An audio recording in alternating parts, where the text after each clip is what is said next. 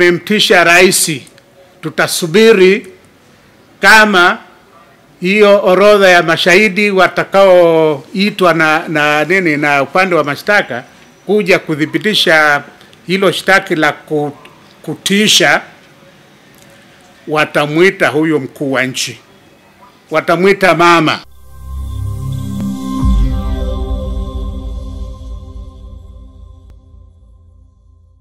Kwanza nilikuwa nataka kusema kwamba kosa la uhaini lilitungiwa sheria na Bunge la Jamhuri ya Muungano wa Tanzania mwaka 70 kwa sheria namba 9 ya mwaka 70 ambayo ilitunga ni sheria namba 2, sheria namba 2 1970 ndio imeunda kosa la uhaini katika Jamhuri ya Muungano. Na kosa hilo liko mpaka sasa hivi. Na sasa chini ya kifungu namba 39, kuna 39 kifungu kidogo moja na kifungu kidogo cha pili na kifungu kidogo cha 3. Chini ya sheria hiyo, chini ya kifungu hicho, ili kosa la uhaini liweze kudhibitika, kwanza lazima huyo mtuhumiwa, mshtakiwa, awe chini ya utii wa Jamhuri ya Muungano, awe anawajibika chini ya Jamhuri ya Muungano. Kwa mfano, katiba yetu inasema kila raia anastahili kutii na kufuata sheria za nchi. Kwa hiyo unatii kwanza sheria. Unatii kwanza sheria katiba ya Jamhuri ya Muungano. Pili, unatii vile vile sheria zilizotungwa na mamlaka za nchi hii, bunge. Kwa hiyo unakuwa chini ya mamlaka ya utii wa Jamhuri ya Muungano. Jamhuri ya Muungano, hatuzungumzi serikali. Hii kitu inaitwa Jamhuri ya Muungano wa Tanzania. Yote hiyo. Pili, ili aweze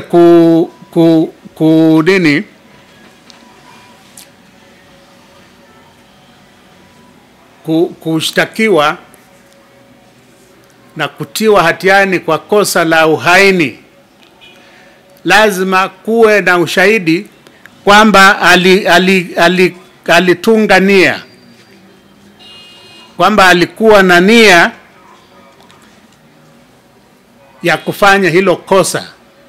Na hiyo nia inajionyesha kwa nini? Kwanza, kwamba alikuwa na nia ya kumuua rais wa Jamhuri ya Muungano,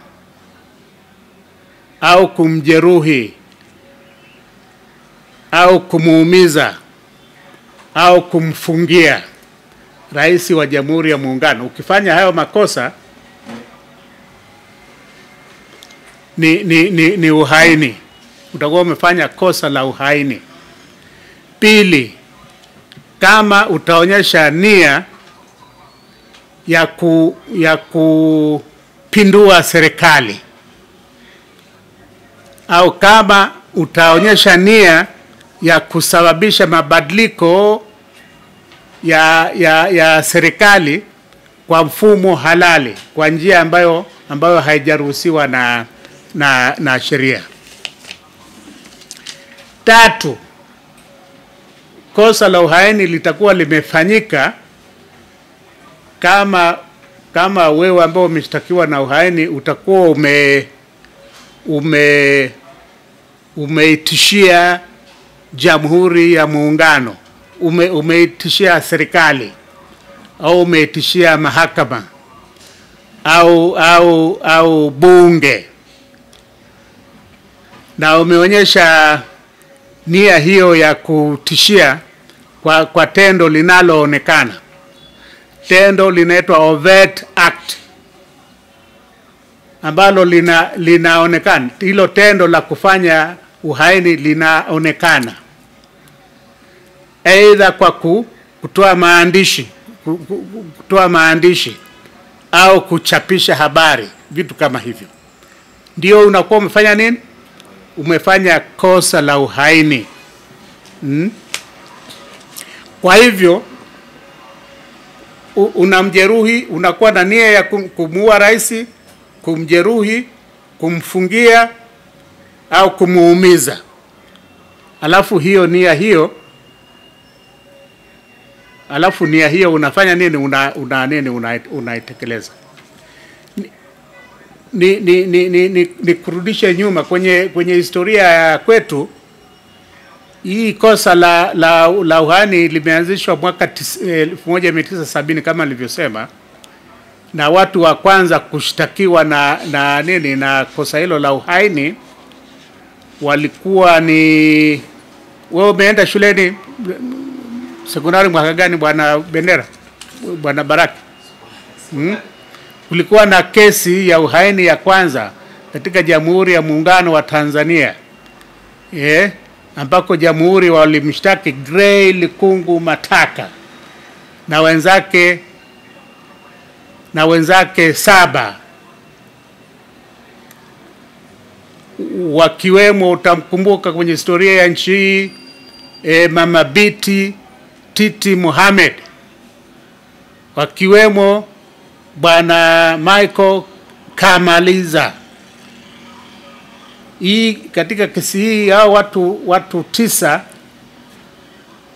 raia walikuwa 2 na wale wengine wote walikuwa ni askari wa jeshi, na ushahidi ulitolewa kwamba walikula njama ya kumuua rais na kubadilisha serikali kwa mtutu wa bunduki. Kesi ya pili ya uhaini imetokea 1983, na washtakiwa hapo walikuwa ni bwana mmoja anaitwa Hatibu Gandhi na wenzake 8. Hatibu Gandhi na wenzake 8. Katika shauri hili raia alikuwa ni mmoja, huyo Hatibu Gandhi. Wengine wote 8 walikuwa jumla 9. Wengine wote 8 walikuwa ni askari jeshi. Na tuhuma ilikuwa ni hiyo, kupanga njama za kumua rais alafu wapindue serikali kwa kutumia nguvu. Na hivyo nini, hayo matendo yanaonyesha nia. Ulitolewa ushahidi juu ya barua ambazo waliandikishana hao nini, hawa walanjama, vikao vya siri, mikakati ya namna ya kutekeleza nini, kutekeleza hiyo nini, hiyo nia, nani alikuwa afanye nini na kadhalika. Na hiyo kesi ya kina Bibi Titi Mohamed mwaka 70 ilikuwa ni hivyo.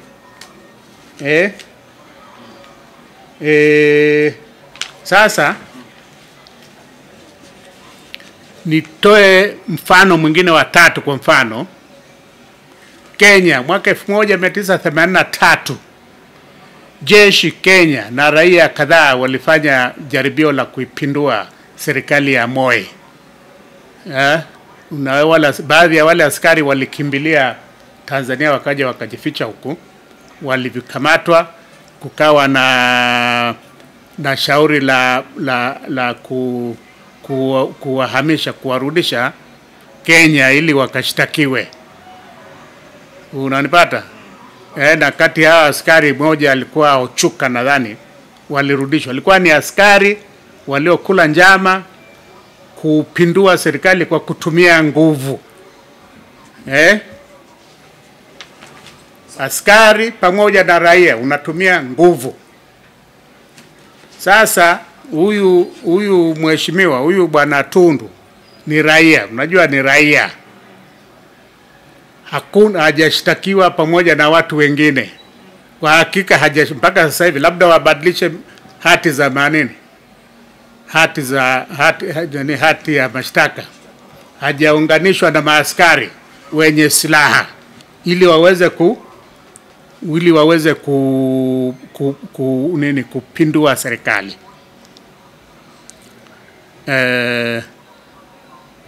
Na maneno ambayo anadaiwa aliyatoa, kayatoa hadharani, sio kwenye kificho, wakati anazungumza na waandishi wa habari. Kwenye hiyo kesi ya kina Bibi Titi, ile mipango ile ilikuwa inafanyika kwenye siri, na hii akida nini Hati Magi hivyo hivyo walikuwa wanafanya mipango ya siri juu ya namna ya kufanya hayo mapinduzi. Kwa hivyo ni swala la ushahidi. Je, mtu au raia ambaye ana utii kwa Jamhuri ya Muungano atakuwa amefanya kosa la uhaini kama atatoa maelezo, atatoa kauli kwenye mkutano wa hadhara, kwa mfano, ambayo haijapendeza, na hiyo kauli, hayo maneno yakawa sawasawa na uhaini, bila kuwa amefanya kingine zaidi, katoa tu maelezo, katoa tu maneno, anakuwa amefanya nini? Uhaini, bila kuwa na vitendo zaidi vinavyoonyesha ule uhaini. Maana yake ni kupindua, kumdhuru rais, au kumjeruhi, au kupindua nchi kwa kutumia nini? Kupindua serikali kwa kutumia nguvu, kwa kutumia silaha. Na ni moja, unapindua serikali ambayo ina majeshi ya ulinzi na usalama, polisi, jeshi, watu wa magereza, ina usalama wa taifa, unaelewa? Ina hela. Unapindua wewe mmoja kwa kutishia, kwamba unatishia, umesema unasema tutafanyaje? Tutakinukisha. Naangalia ile charge sheet Mr. nani, tutahamasisha uasi, tutakinukisha, tutavuruga kweli kweli, uchaguzi tutavuruga kweli kweli, mbele ya hadhara. Alafu this is treason. Alafu unafanya huu ni uhaini, na uhaini ni kosa kubwa la kwanza katika Jamhuri ya Muungano, ambalo ukifanya kosa hilo unaweza kukamatwa pale na raia au na askari na polisi kama wapo pale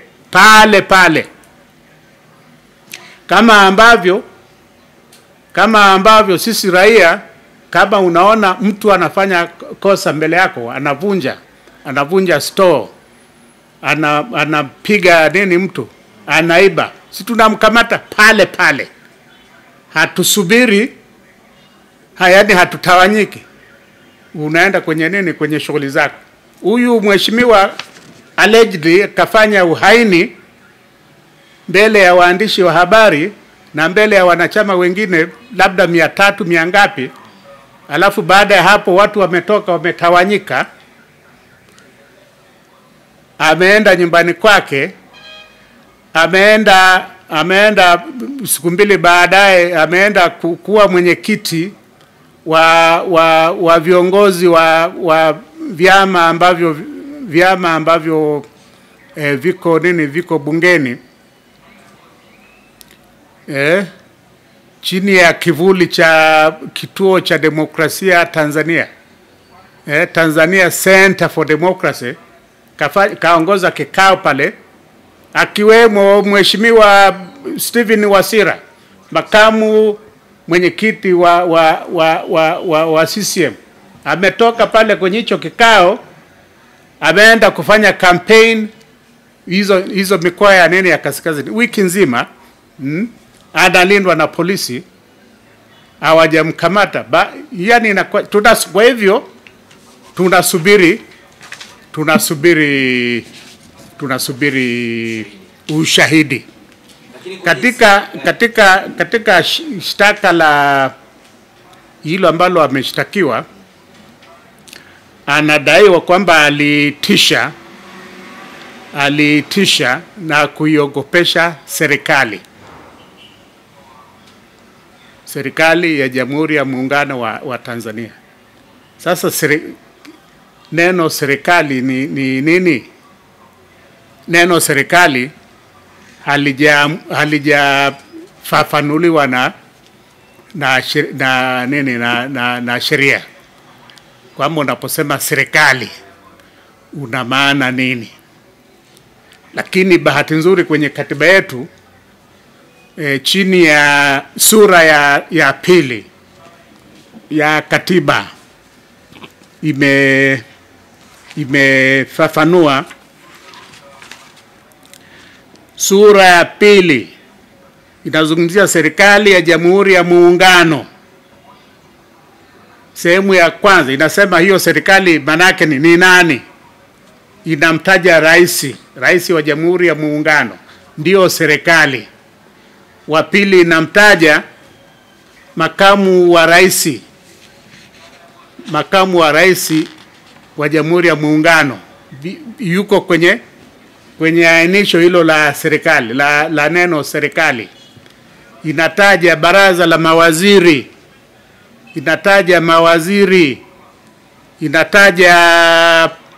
inataja mwanasheria mkuu, inataja mkurugenzi wa mashtaka, inataja wakuu wa mikoa. Hawa ndio serikali kwa mujibu wa nini wa katiba.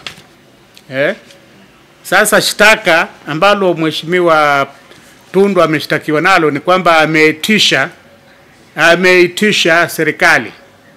Manake nini? Amemtisha rais. Tutasubiri kama hiyo orodha ya mashahidi watakaoitwa na upande wa mashtaka kuja kudhibitisha hilo shtaki la kutisha, watamuita huyo mkuu wa nchi, watamuita mama, au watamuita makamu wake au waziri mkuu kutoa ushahidi kwamba walitishwa, na kwa hivyo na huyu aliyewatisha amefanya kosa la uhaini. Wanaweza kusema kwa vile shughuli ya uchaguzi inasimamiwa na tume ya uchaguzi, na huyu bwana huyu mshtakiwa atakuwa ameitisha tume ili wasisimamie ule uchaguzi. Swali litakuja, je, hii tume huru ya uchaguzi ni serikali? Jibu ni hapana. Chini ya katiba hii ibara ya 74 ibara ndogo ya 11 wanasema kwamba tume ya uchaguzi itakuwa ni huru na